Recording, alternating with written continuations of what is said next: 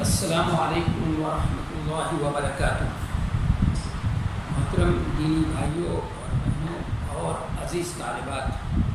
بسم اللہ الرحمن الرحیم وبہ نستعین۔ کل ہم لوگ اس حدیث کی تشریح کر رہے تھے جو عبداللہ ابن عمر رضی اللہ تعالی عنہما نے نبی کریم صلی اللہ علیہ وسلم سے روایت کیا ہے۔ یہ ایک مرتبہ پھر اس حدیث کو متن کو پڑھ دیتا ہوں تاکہ اگر کوئی کہیں پہ سب لسانی کی وجہ سے یہ غلطی تو صحیح ہو جائے۔ کہ بہی قال حدثنا عبید اللہ بن موسیٰ قال اخبرنا حنظلۃ بن ابی سفیان عن اکرمۃ بن خالد عن ابن عمر قال قال رسول اللہ صلی اللہ علیہ وسلم بنی الاسلام علی خمس شہادت اللہ الہ الا اللہ یا شہادت اللہ الہ الا اللہ وأن محمد رسول الله وإقام الصلاة وإيتاء الزكاة وصوم رمضان والحج وصوم رمضان كما قال صلی اللہ علیہ وسلم۔ تو کل حج کے بارے میں بات ہو رہی تھی اور اس کی تشریح ہو رہی تھی، تشریح تقریباً ہو ہی گئی، لیکن یہ بات رہ گئی تھی کہ حج جو ہمارے اوپر فرض کیا گیا ہے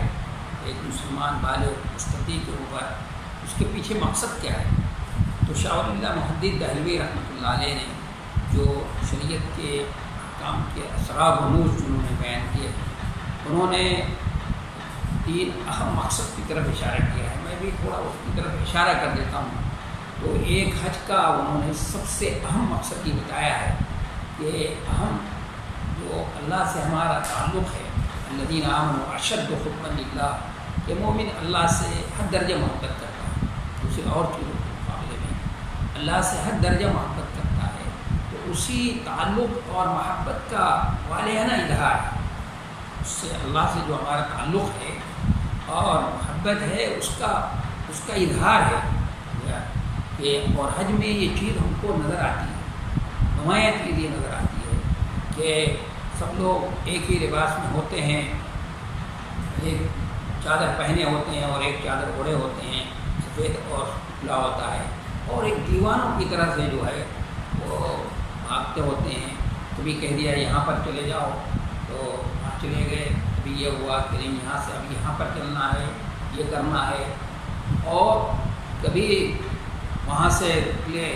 معلوم ہوا مزدلفہ سے نکلے تو مینا کی طرف آنا ہے، یہاں پر آنا ہے۔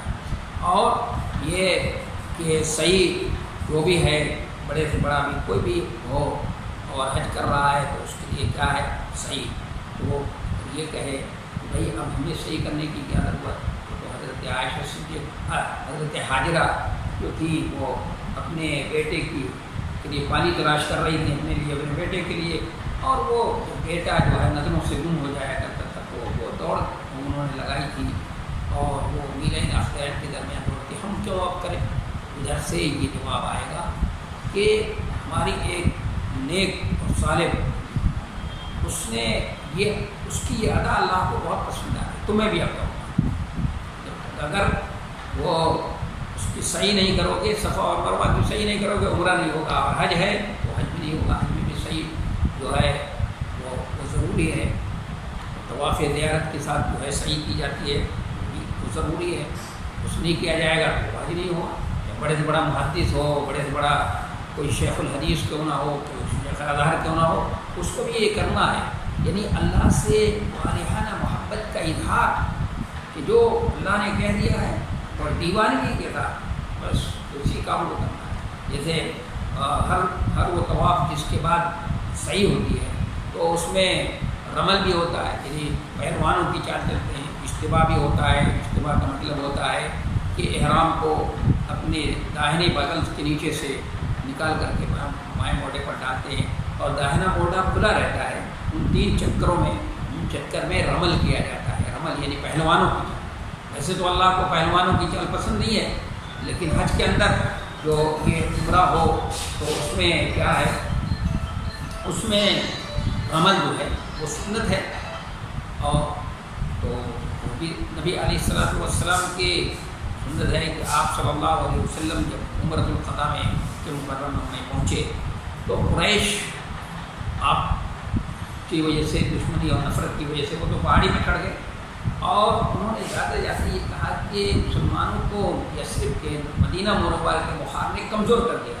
یہ آواز آپ صلی اللہ علیہ وسلم کے کان میں پڑی تو آپ نے فرمایا کہ سینت نکال کر چلو پہلوانوں کی جان. یہ ادا اللہ کو پسند آ گئی تو اللہ تعالیٰ نے ہمارے لیے بھی اس کو قیامت تک کے لیے کیا کر دیا, اس کو مصنون قرار دیا کہ جو بھی حج کرنے جائے اور جو بھی طواف کرے اور اس طواف کے بعد کیا ہو صحیح ہو تو اس طواف میں پہلوانوں کی چاہیے. یہ چال اللہ کو پسند ہے. تو حج کا ایک اہم مقصد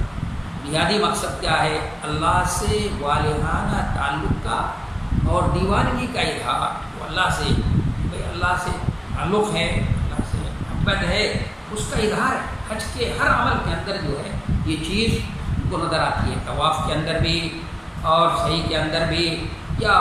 جو حج کے 5 ایام ہیں اس کے اندر جو بھی عمل کرایا جاتا ہے اس میں یہ ہے. اور پھر دوسرا مقصد جو ہے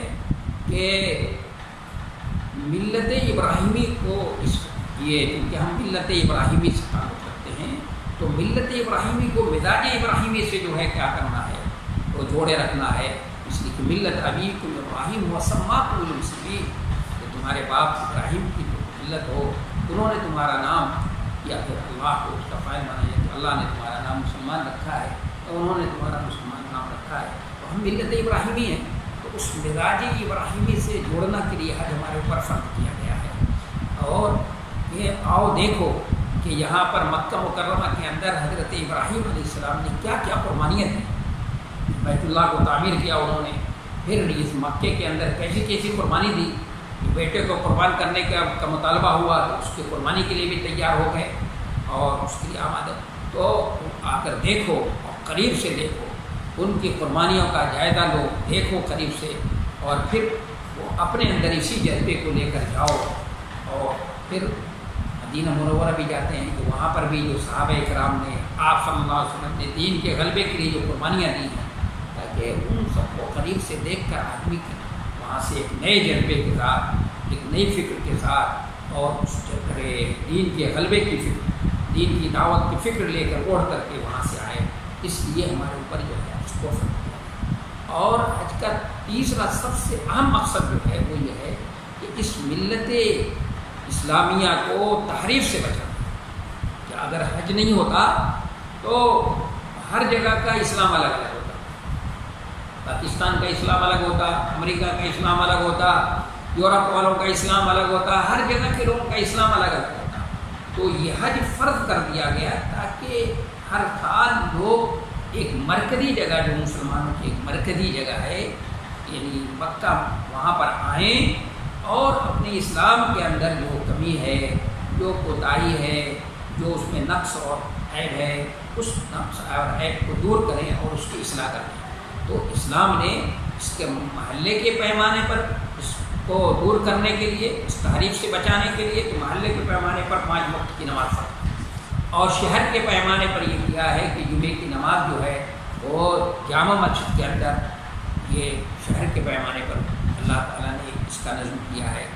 اسلام نے نظم ہے اس کا. اور شہر میں عید کی نماز جو ہے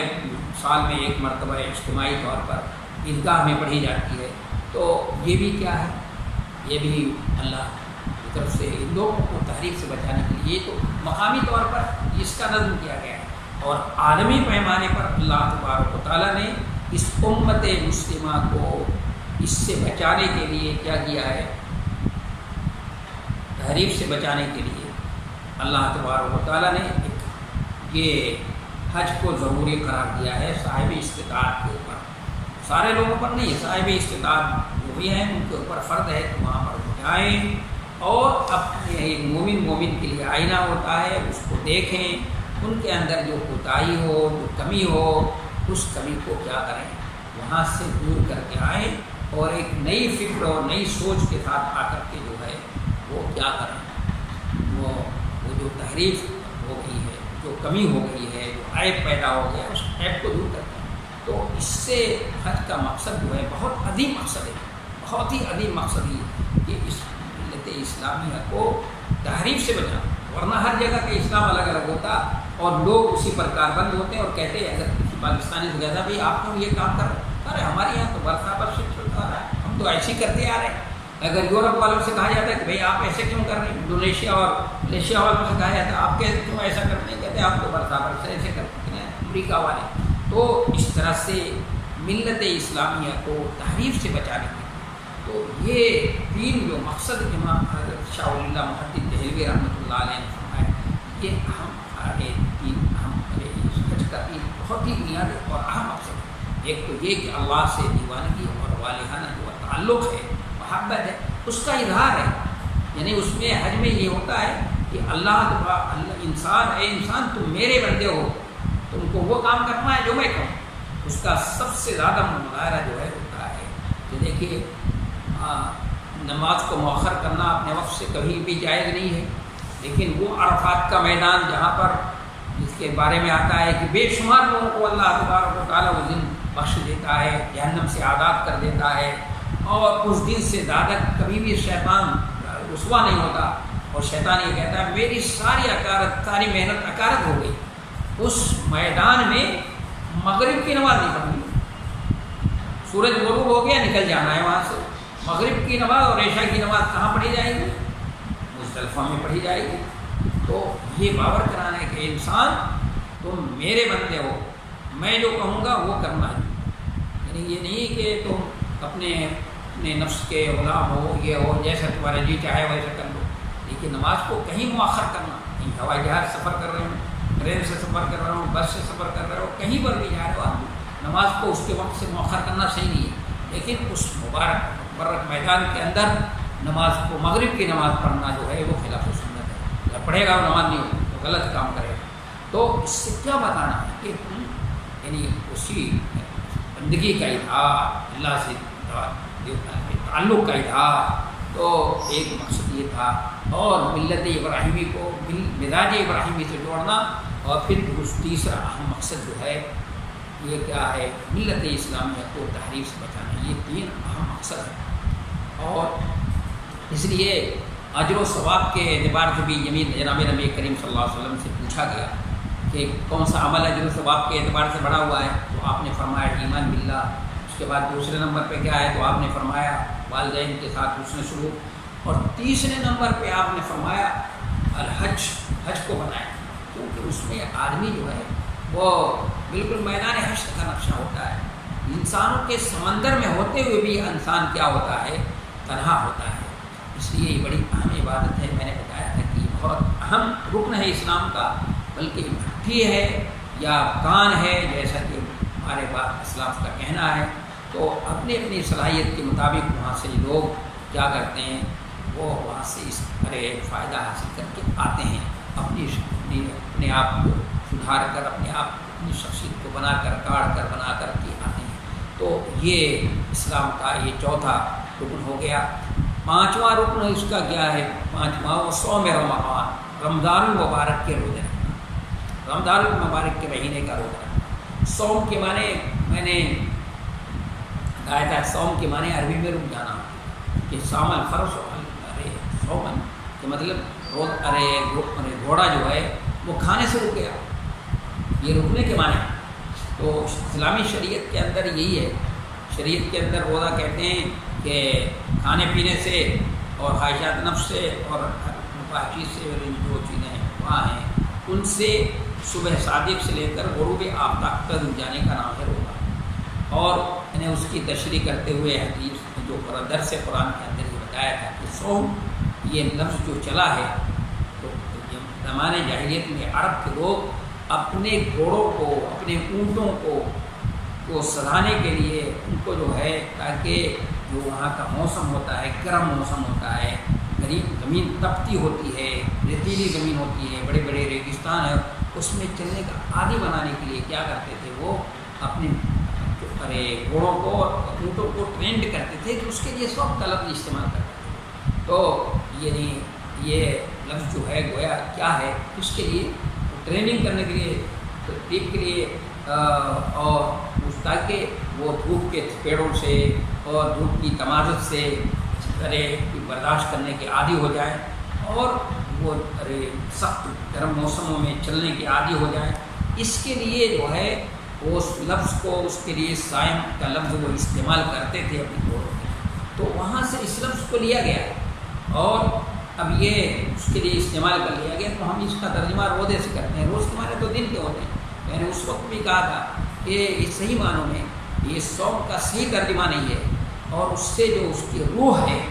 وہ سامنے نہیں آتی ہے۔ اس لیے زیادہ بہتر ہے کہ جیسے میں نے کل عرض کیا تھا کہ صلاۃ کا لفظ جو ہے ہم کو اپنی مادری زبان میں استعمال کرنا چاہیے، اسی طرح صوم کے لفظ کو بھی استعمال کرنا چاہیے، تاکہ روزے کے اندر جو روح ہے وہ روح بھی ہمارے نظروں کے سامنے ہو۔ اس لیے بہتر کیا ہی بہتر ہوتا کہ اس صوم کا لفظ کو استعمال کیا جائے، اس لیے کہ وہ روزے سے اس معنی کی طرف جو ہے ذہن نہیں جاتا اور ذہن میں وہ معنی سامنے نہیں آتا ہے۔ اس لیے زیادہ بہتر یہی ہے کہ اس کو صوم کا استعمال کیا جائے۔ تو یہ ہم کو روزہ رکھوایا گیا ہے، کیوں رکھوایا گیا بھائی؟ قرآن نے خود بتایا کہ یا ایھا الذین آمنوا کتب علیکم الصیام کما کتب علی الذین من قبلکم لعلکم تتقون۔ یہ روزہ تم کو رکھوایا گیا، کیوں؟ تقویٰ کی کیا جوہر تمہارے اندر صفت پیدا ہو، یعنی گویا یہ کورس روزے کا 1 مہینے کا کورس رکھا گیا ہے وہ نفس کی تربیت کے لیے، کہ نفس کو انسان اپنی یعنی مباح چیزوں کو چھوڑ کر، جو چیزیں مباح ہیں اس کے جائز ہیں ان کو چھوڑ کر کے اتنی دیر کے لیے جو چھوڑنے کا عادی ہو جائے، تاکہ پورے سال جو ہے اب وہ جو غیر مباح چیزیں ہیں اور ان سے جو ہے بچنے والا بن جائے۔ اس کے لیے اس کو ٹرینڈ کیا جاتا ہے۔ اس لیے یہ روزے کا کورس ہمارے لیے رکھا گیا ہے۔ عبادات کا کورس مکمل جب ہی ہوگا جب روزے کو رکھا جائے، کیونکہ روزے کا تقویٰ کی افزائش میں اور تقویٰ کی جو ہے تو فرمان چڑھانے میں اس میں سب سے زیادہ یہ اس کا رول ہے۔ اس لیے کہ تقویٰ نام ہی کیا ہے کہ انسان اپنی بشری کمزوریوں کے اوپر قابو پا جائے، اور اس میں اسی کی تربیت ہے۔ ضبط نفس اور سب، یہ 2 چیزیں جو ہیں اس کو روزے کے ذریعے سے یہ 2 چیزیں انسان کے اندر پروان چڑھتی ہیں، اور اس کو جو ہے بہت زیادہ اس میں روزے کا اہم رول ہے۔ اس لیے انسان جو ہے پورے عزم کے ساتھ اور پورے حوصلے کے ساتھ، ہمت کے ساتھ اور پورے خلوص کے ساتھ جو ہے کیا کرتا ہے، روزہ رکھتا ہے۔ اس لیے حدیث قدسی ہے کہ ابن آدم کا ہر نیک عمل جو ہے اس کے لیے ہوتا ہے، اور اللہ تعالیٰ نے ہر نیک عمل کا بدلہ جو ہے وہ فرشتوں کے ذریعے سے دیتا ہے، لیکن سوائے روزے کے اللہ تعالیٰ نے فرمایا کہ الصوم فإنه لي وأنا أجزي به، یہ روزہ میرے لیے ہے۔ اس لیے کہ اس میں روزے میں کوئی ریاکاری نہیں ہوتی، دکھاوا نہیں ہوتی۔ اگر کوئی نہیں رکھنا چاہتا، دکھاوا نہیں ہوتا۔ اگر کوئی نہیں رکھنا چاہتا ہے تو چاہے لوگوں سے چھپ کر کے وہ کھا سکتا ہے۔ نماز میں ریاکاری ہو سکتی ہے، زکوٰۃ میں ریاکاری ہو سکتی ہے، حج کے اندر ریاکاری ہو سکتی ہے، سب میں ریاکاری، لیکن روزہ اس میں ریاکاری کا کوئی مسئلہ ہی نہیں ہے۔ اس لیے کہا گیا الصوم فإنه أجزي به وأنا أجزى به، میں اس کا بدلہ دوں گا، یہ میں خود اس کا بدلہ، اللہ تعالیٰ اس کا بدلہ دے گا، اور اللہ تعالیٰ اپنی شان کے مطابق اس کا بدلہ دے گا۔ اس سے پتہ چلتا ہے کہ روزہ جو ہے بہت اہم عبادت ہے، بہت اہم رکن ہے اسلام کا۔ اس لیے فرمایا گیا کہ الصوم جنہ، روزہ ڈھال ہے کہ کل قیامت کے دن اگر کسی وجہ سے روزہ دار کو جو ہے جہنم کی طرف لے جایا جائے گا تو روزہ بیچ میں آڑے آ جائے گا کہ نہیں، اس نے مجھے رکھا تھا اللہ، اس کو جو ہے جہنم میں نہ ڈالا جائے۔ تو معلوم یخرے کہا، جب تک کہ اس کو آدمی پھاڑے نہیں، اس کا پھاڑنا کیا ہے کہ آدمی روزہ بھی رکھے ہوئے جھوٹ بھی بول رہا ہے، غیبت بھی کر رہا ہے، چغلی بھی کھا رہا ہے۔ دیکھیے بخاری کی روایت ہے لیس للہ حاجۃ نیت اطعام و شراب، کہ اللہ کے لیے ضروری نہیں ہے، اس کی کوئی ضرورت نہیں ہے کہ بھائی کوئی آدمی کھانا پینا چھوڑ دے، لیکن جھوٹ بولنا نہ چھوڑے، غیبت کرنا نہ چھوڑے، اور شکوہ شکایت کرنا نہ چھوڑے، غلط کام نہ چھوڑے، تو اللہ کو اس کی کوئی ضرورت نہیں ہے کہ وہ کیا کرے۔ اور اس لیے کہا کہ من لم یدع قول الزور والعمل به فلیس للہ حاجۃ ان یدع طعامہ وشرابہ۔ حدیث کے الفاظ یہ ہیں کہ جو شخص جھوٹ بولنا اور اس پر عمل کرنا نہ چھوڑے، غیبت کرنا نہ چھوڑے، شکوہ شکایت کرنا نہ چھوڑے، تو اللہ کو کوئی ضرورت نہیں ہے کہ جو ہے وہ کھانے پینے کو چھوڑے۔ اور یہ روزہ رکھوا کر 1 مہینہ جو ہے روزہ رکھوایا جاتا ہے، وہ اسی وہی تربیت کرائی جاتی ہے، وہ تربیت کے لیے ہی ہے، ٹرینڈ کرنے کے لیے ہے، تاکہ ہم پورے سال جو ہے وہ اپنی خواہشات نفس کے اوپر، اپنی بشری کمزوریوں کے اوپر کام کرنے پانے والے ہوں، کنٹرول کرنے والے ہوں، حاوی ہوں، اس کے لیے ٹرینڈ کیا جاتا ہے، اس لیے وہاں سے لفظ لیا گیا ہے۔ اس کو معنوی لغوی معنی میں اور اس کے اصطلاحی معنی میں بہت کیا ہے، گہرا ربط ہے، بہت جو ہے اہم یہ ہے بنیادی بات ہے۔ تو یہ امام بخاری رحمۃ اللہ علیہ نے یہ حدیث نقل کی تھی، اور یہ اسلام کے 5 بنیادی نکات ہیں، جو اسلام کی بنیادی 5 ارکان ہیں۔ یہ اس کے 2 حصے ہیں، پہلا جز اس کا کیا ہے، عقیدے سے متعلق ہے، اور دوسرا جو ہے عبادات سے متعلق ہے، یعنی کہ اللہ کی بندگی پھر کیسے کی جائے گی، اس کی بندگی کرنے کا طریقہ کیا ہوگا، یہ بتایا گیا۔ اور پھر یہ کہ امام بخاری رحمۃ اللہ علیہ نے اس حدیث کو جو نقل کیا ہے یہاں پر، تو اس سے کیا ثابت کرنا چاہتے ہیں امام بخاری رحمۃ اللہ علیہ، میں نے بتایا عرض کیا کہ یہ ہے کہ امام بخاری رحمۃ اللہ علیہ کا دعویٰ یہ ہے کہ ایمان مرکب ہے اور کمی ذاتی کو قبول کرتا ہے۔ تو اس حدیث میں اسلام کے جن ارکان کو بتایا گیا ہے، ان میں قولی بھی ارکان ہیں اور فعلی، دونوں قسم کے ارکان ہیں، اور قول اور عمل کمی اور ذاتی کو قبول کرتا ہے، یہ دونوں قبول کرتے ہیں۔ تو یہیں سے مناسبت ہے کہ حدیث کے کتاب ایمان سے، اس لیے یہاں پر امام بخاری رحمۃ اللہ علیہ نے اس کو یہاں پر نقل کیا ہے۔ اور ایک دوسری بات یہ رہ جاتی ہے، اور پھر اس کے بعد فوائد، کہ یہ حدیث جو عبداللہ ابن عمر رضی اللہ تعالیٰ عنہما سے مروی ہے، روایت ہے، یہ حدیث میں نے عرض کیا تھا کہ مسلم کے اندر بھی ہے۔ تو امام مسلم کے اندر حضرت عبداللہ ابن عمر رضی اللہ تعالیٰ عنہما نے یہ حدیث بیان کی تھی، تو اس میں انہوں نے کہا ایتاء الزکوٰۃ و صوم رمضان والحج، حج کو آخر میں بیان کیا تھا، یہاں پر حج پہلے ہے۔ تو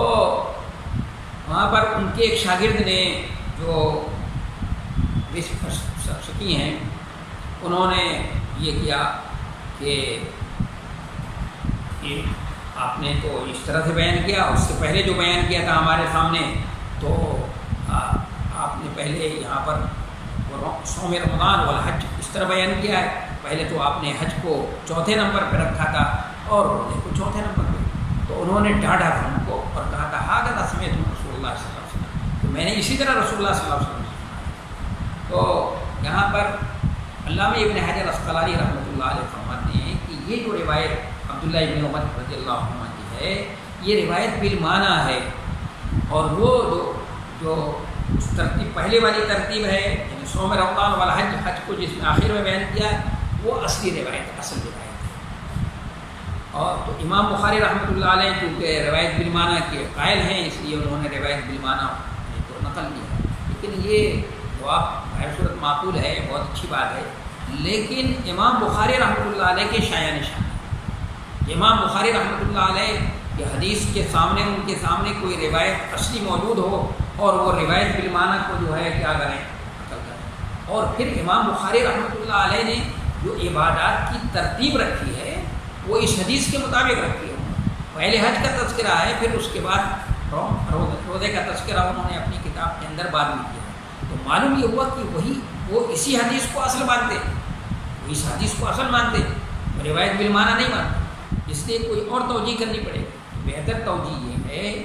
کہ ہاں سمیت رسول اللہ صلی اللہ علیہ وسلم کا مطلب ایسی ہے، جیسے میں اس کے لیے مثال دیتا ہوں کہ مثلا حزام ابن حکم رضی اللہ تعالیٰ عنہ سورہ فرقان پڑھ رہے تھے، عمر فاروق رضی اللہ تعالیٰ عنہ کا ادھر سے گزر ہوا نماز پڑھ رہے تھے، وہ اپنے لہجے کے مطابق قرآن مجید کی تلاوت کر رہے تھے، وہ اپنے قبیلے کے لہجے میں پڑھ رہے تھے۔ حضرت عمر فاروق نے سنا تو کہا کہ یہ تو قرآن غلط پڑھ رہے ہیں، بہت غصہ آیا ان کو، تو بہت ان کا جی چاہ رہا تھا کہ نمازی میں غریبان پکڑوں اور گھسیٹ کر نبی صلی اللہ علیہ وسلم کے پاس لے جاؤں کہ اللہ کے رسول یہ تو قرآن غلط پڑھ رہا ہے۔ لیکن بہر صورت انہوں نے تھوڑا غصے پر کنٹرول کیا اور اتنا انتظار کیا کہ نماز سے فارغ ہو گئے۔ وہ نماز سے جیسے فارغ ہوئے، ان کے گلے اور اس میں چادر کو پکڑا اور گلے گھسیٹتے ہوئے نبی صلی اللہ علیہ وسلم کے پاس لے کر پہنچے، تو اللہ کے رسول نے فرمایا کہ یہ کیا بات ہوئی، کیا بات ہے، ان کا غریبان چھوڑو۔ تو آپ نے فرمایا، انہوں نے حضرت عمر نے کہا کہ اللہ کے رسول یہ قرآن غلط پڑھتے ہیں، سورہ فرقان پڑھ رہے تھے، غلط پڑھ رہے تھے۔ آپ نے فرمایا کیسے پڑھ رہے تھے، پڑھو۔ تو انہوں نے اپنے لہجے کے مطابق جیسے پڑھ رہے تھے وہ پڑھ دیا۔ آپ نے فرمایا ہاکذا انزلت، اس طرح نازل قرآن نازل، یہ سورہ اسی طرح نازل ہوئی۔ اور پھر جب حضرت عمر فاروق رضی اللہ عنہ سے آپ نے فرمایا تم پڑھو، تو انہوں نے اپنے لہجے قریشی لہجے میں پڑھ دیا، تو آپ نے فرمایا ہاکذا انزل، کہ اس طرح قرآن ہے۔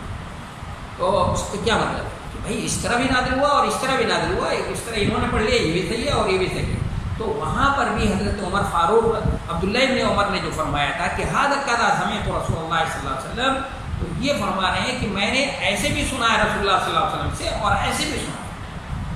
یعنی یہ نہیں ہے کہ میں نے جو پہلے بیان کیا تھا وہ غلط ہے اور یہ جو بیان کر رہا ہوں اور یہ جو بیان کر رہا ہوں یہ صحیح ہے، یہ اصل ہے، نہیں جو پہلے بیان کیا تھا وہ بھی صحیح اپنی جگہ پر اور یہ بھی اپنی جگہ پر کیا ہے۔ پھر سوال یہ ہوتا ہے پھر ان کو ڈاٹا کیوں تھا؟ تو ڈاٹا اس لیے تھا کہ شاگرد کو تنبیہ کرنا ہے، ان کی تربیت مقصود ہے کہ جب تک کسی معاملے میں آدمی کو تحقیق نہ ہو، سارے معاملے حقائق اس کی نظروں کے سامنے نہ ہو، ایسے معاملے میں شاگرد کو کیا کرنا چاہیے؟ احتیاط سے کام لینا چاہیے۔ تو پھر اب ایک آخری بات رہ گئی ہے وہ یہ کہ اس حدیث سے ہمیں کیا فوائد حاصل ہو جس سے کہ عملی زندگی میں ہم اس سے فائدہ اٹھا سکیں۔ ہم نے اس حدیث کو پڑھا ہے، جناب نبی کریم صلی اللہ علیہ وسلم کی اس حدیث کو پڑھا، تو اس دور حاضر میں ہم اپنی عملی زندگی کے لیے اس سے کیا فائدہ اٹھا سکتے ہیں۔ تو پہلی بات یہ کو اس حدیث کو پڑھنے سے سمجھ میں آتی ہے، اس سے ہمیں فائدہ پہنچ سکتا ہے کہ دین کی تکمیل اس وقت تک نہیں ہو سکتی جب تک ایک ایسی جماعت نہ وجود میں آ جائے جو یہ اقرار کرتی ہو کہ اس کی بندگی و خود سپردگی مکمل طور پر صرف اللہ کے لیے۔ جب تک ایسی کوئی جماعت نہیں ہوگی اس وقت تک دین، اور وہ عبادت میں، شعائر دین میں، نظام زندگی میں مکمل طور پر صرف اللہ کے لیے ہے۔ جو نظام زندگی اور قانون اور ضابطے میں اللہ کے سوا کسی غیر کی تابعداری اور بندگی جو ہے دین و عقیدے کو تسلیم نہیں کرتے، ایسی جماعت جب تک نہیں ہوگی، موجود نہیں ہوگی، دین جو ہے مکمل نہیں ہو سکتا۔ دین کی تکمیل اس وقت تک نہیں ہو سکتی جب تک کہ ایسی کوئی جماعت نہیں ہوگی۔ یہ ہم کو اس حدیث کے پڑھنے سے یہ پہلی بات سمجھ میں آئی۔ دوسری بات یہ سمجھ میں آئی اس حدیث کو پڑھنے سے کہ مسلم معاشرہ اس وقت تک وجود میں آ سکتا ہے، اس وقت وجود میں آئے گا جس مسلم معاشرے کے اندر یہ دینی شعائر کیا ہوں، پورے طور پر موجود ہوں، یہ پائے جاتے ہوں گے مکمل طور پر، تو صحیح معنوں میں، اور اس میں اس کے جو افراد ہیں اس پر کاربند ہوں، عمل پیرا ہوں، دین جو اسلام کے جو ستون ہیں، جو ارکان ہیں اس پر کاربند ہوں گے، تو صحیح معنوں میں مسلم معاشرہ اس کو مسلم معاشرہ کہا جا سکتا ہے، اس کو ایک طاقتور معاشرہ کہا جا سکتا ہے، اس کو ایک صالح معاشرہ کہا جا سکتا ہے، اور اس کو ایک تندرست معاشرہ کہا جا سکتا ہے، اس کو ایک ایسا معاشرہ کہا جا سکتا ہے کہ جس معاشرے کو دیکھ کر لوگوں کے اندر کیا ہو،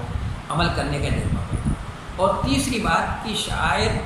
عبادات دین اسلام کی تکمیل کے لیے رکن کا درجہ رکھتے ہیں، یہ عبادات ہیں، یہ شعائر ہیں، دین اسلام کی تکمیل کے لیے رکن کا درجہ یہ رکھتے ہیں۔ اس سے یہ حدیث سے ہمیں یہ بات سمجھ، اور آخری بات یہ سمجھ میں آئی کہ اسلام کی عمارت کی بنیادی چیزیں ہیں،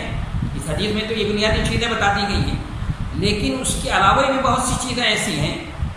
جو اسلام کے اندر دائرے میں آتی ہیں۔ مثلا جہاد ہے، جہاد ذروۃ و سنام الاسلام، اسلام کی جو بہت کچھ چوٹی ہے اور اس کی بڑی اہمیت ہے اسلام کے جہاد کے اندر، اور فرض کفایہ ہے وہ، اور عام حالات میں فرض کفایہ ہے، لیکن مخصوص حالات ہوں تو اس میں جو ہے کیا ہے وہ فرض عین بھی ہو جاتا ہے۔ اور دوسری دعوت اسلامی کا کام ہے، وہ بھی اس کے اندر داخل ہے، اور اخلاق کی ساری اخلاقی تعلیمات ہیں، جتنی بھی اخلاقی تعلیمات ہیں سب اسلامی کی تعلیمات، تو اس کا دائرہ جو یہ تو حدیث سے یہ بات سمجھ میں آئی کہ عمارت کی یہ بنیادی چیزیں ہیں، یہ بنیادی ستون ہے، لیکن اس کے علاوہ بھی اور بہت سی چیزیں ہیں، یہ اخلاقی تعلیمات، اس لیے کہ اسلام میں کے اندر اخلاقیات پر سب سے زیادہ زور ہے۔ اگر کسی چیز پر زور ہے اسلام کے اندر تو وہ اخلاقیات پر، اور اس کے پیچھے بھی مقصد ہے، اس لیے کہ اخلاقیات پر زور اس لیے ہے کہ اگر آپ اسلام کو پڑھیں تو پڑھنے کے بعد جو بھی گہرائی اور گہرائی کے ساتھ اسلام کو پڑھے گا تو وہ اسی نتیجے پر پہنچے گا اسلام نام ہے حقوق اللہ اور حقوق العباد کا، اور حقوق اللہ اور حقوق العباد کو وہی شخص ادا کر سکتا ہے صحیح طور پر جس کا اخلاق سب سے اچھا ہوگا، جس کا اخلاق جو ہے وہ اس اخلاق ہوگا، اس اخلاق کی تعلیم جناب نبی کریم صلی اللہ علیہ وسلم دینے کے لیے دنیا میں آئے تھے، اور آپ نے اخلاق کی تعلیم کو دینے کے اپنی بعثت کا مقصد بتایا ہے نبی علیہ السلام کو، اس کو لے اتم میں مکارم الاخلاق کہ انبیاء کرام جو اخلاقی اخلاق کا محل تعمیر کرنے کے لیے آئے تھے، میں اس کی عمارت کو مکمل کرنے کے لیے دنیا میں، اس لیے نبی علیہ السلام نے فرمایا ہے کہ تم میں سب سے بہتر وہ شخص ہے جس کا اخلاق سب سے اچھا ہو، اور جو سب سے زیادہ اپنے گھر والوں کے لیے سب سے اچھا ہو وہ سب سے زیادہ بہتر ہے، اور میں اپنے گھر والوں کے لیے سب سے زیادہ بہتر۔ تو یہ تو اس حدیث میں اسلام کے بنیادی ستون بتایا گیا، لیکن اسلام کے اندر بہت سی چیزیں اور اہم جو ہم پڑھیں گے، حقوق اللہ ہے، حقوق العباد ہے، اور یہ اخلاقی تعلیمات ہیں، جہاد ہے، دعوت اسلامی ہے، بہت سی چیزیں۔ تو ہم اگر اس حدیث پر غور کریں جو امام بخاری رحمۃ اللہ علیہ نقل کی ہے، اس میں اسلام کی بنیادی باتیں بیان کی ہیں، تو غور کرتے چلا جائیں گے تو ہمیں بہت سے فوائد حاصل ہوں گے جس سے عملی زندگی میں ہم فائدہ اٹھا سکتے ہیں۔